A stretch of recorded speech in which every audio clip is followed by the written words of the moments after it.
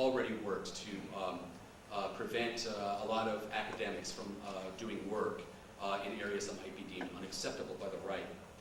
Why do we need to keep progressive discourse around?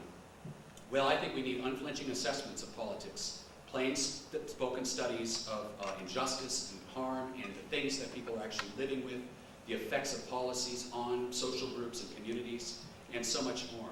We need an unintimidated public sphere if democracy is going to work at all. And furthermore, I'd like to close with another take on the importance of free speech in a democratic society, this one coming from Arundhati Roy. As she puts it, defending free speech is a way of resisting terrorism. Here's what she writes.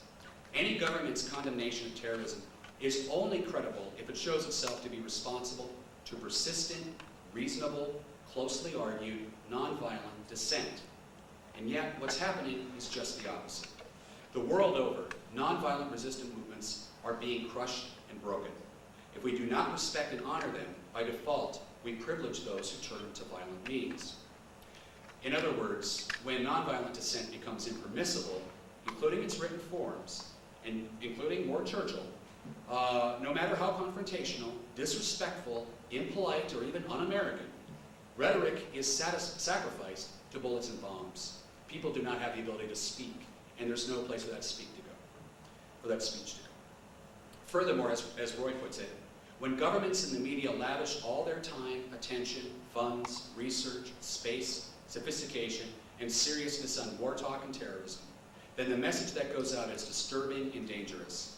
If you seek to air and redress a public grievance, violence is more effective than nonviolence. Ultimately, if peaceful change is not given a chance, then violent change becomes inevitable. Inevitable.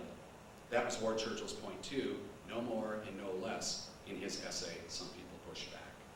So we must defend not only Ward Churchill, whose fate will be our own, regardless of whether or not we agree with him, or even like him. We must also defend free speech itself in this, our very own age of McCarthyism. It's the right thing to do in the name of supporting ethnic groups, countering a long and unjust history of imperialism. And it just might forestall the day when peaceful dissent is banned and violent change becomes inevitable. Thank you.